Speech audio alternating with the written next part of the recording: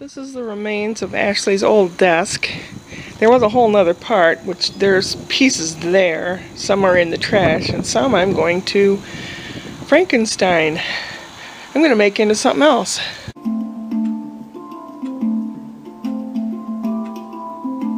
The planning supervisor is checking out the tools, and then I have some pieces here. That two pieces had to be cut down a little bit.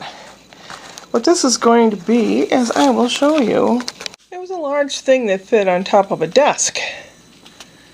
These are two little, it's not glass, but it's heavy as glass, it's plastic, like little window doors, and they had a little brace that holds them up.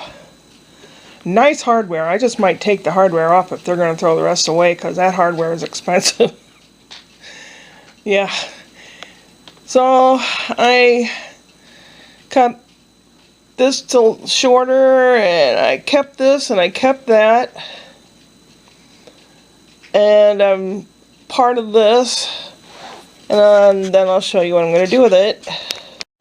I have one of these taller laundry baskets, and I made like a little thing to put on top, but then I have stuff sitting on top of that, so that's not really suiting me well. All the dirty clothes are laying on the ground around it.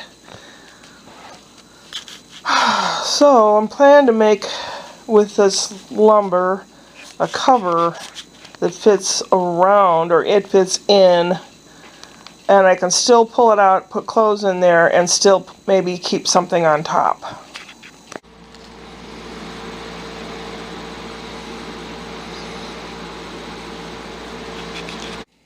You know, it looks kind of weird and cattywampus, but the laundry thing will fit in here.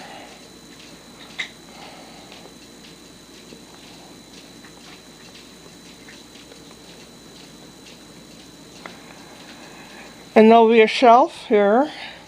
I can make a little basket and put something in there like masks, like the COVID masks.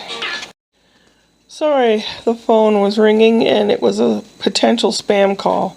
I get them all day long from weird places like Connecticut and Bermuda and Texas and God knows where else. I don't know anybody in those places, really.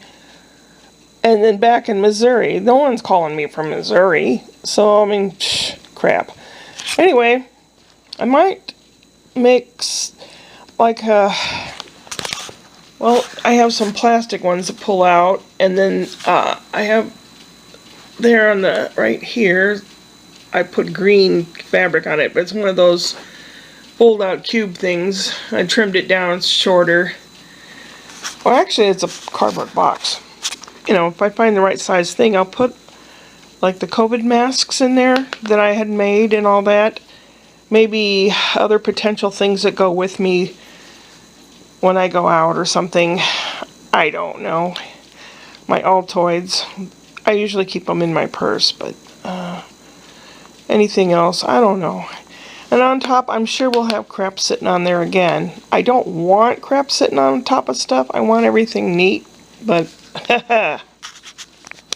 it's been about a week now, and I still, if you can hear it, I still have sinus issues. I did the neti pot thing, where you pour the water in one nostril and let it come out the other. For a couple days it worked just fine. And then all of a sudden yesterday it's not working. It's not going up and around in my sinuses. They're blocked up there. Firecracker? No. Oh, golly, golly. So, and I kind of took my time today. It was really, really hot. We lost electricity for most of the day. And I thought, well, if we don't have electricity, I'll go out and hand saw those boards and stuff outside.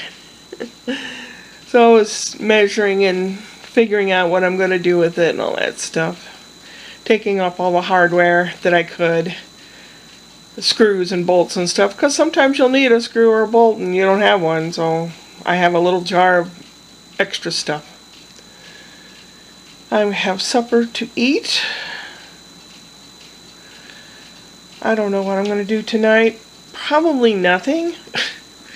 I had a terrible dream last night. was my childhood home, but my mother was being her usual self, I guess. She was sitting at the kitchen table in her nightgown drinking. And all around the kitchen, it's like every pot, every pan, every dish was everywhere, and it had food stuck to it still. And there was a pan of like spaghetti that someone had made and only taken out enough for one portion and then left the rest in the pan. And she expected me to clean it all up. And I never ever talked back to my mom, but in my dream I did. I stood up for myself a little bit. I don't know. It might have something to do with talking to my friend whose life's a mess.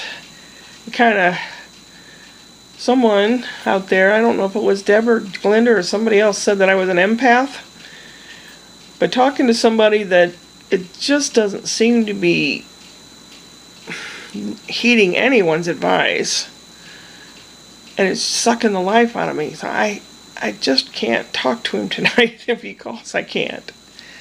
I gotta get rid of this. This is terrible, and it affects my voice too. Oh, I'm just starting to feel kind of crummy. And I am stocked up now. Car's full of gas for next week. $5.05 a gallon. That was the cheapest I could find. Most places around here are $5.70 a gallon. That's terrible.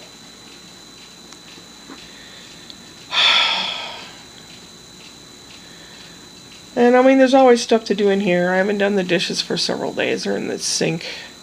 I need to do that, and maybe I'll feel a little better. It's like you can't eat an elephant all at once. Someone said you have to eat them piece by piece. Well, it's not an elephant, but big mess, take it little by little, step at a time, and that's what I have to do. Kitty cat's laying on the floor. He's zonked out. I'm kind of zonked out too. Zonkin Friday. Oh, la la. 6:20 p.m. It's starting to get dark earlier. And usually I get tired when I'm sleeping and stuff. I've been on depression level 2, where I don't want to eat anything. And I've lost 10 pounds. I don't, even if I start to eat, I don't want to start gaining back the weight. But I eat just enough to eat something, and then my stomach kind of hurts, where you kind of go hungry a little bit. I think you got to do that sometimes to tell yourself, this is what's normal. You've been doing abnormal for a long time. Of course. Well, I'm going to let you go now. Thank God for that. Upward and onward.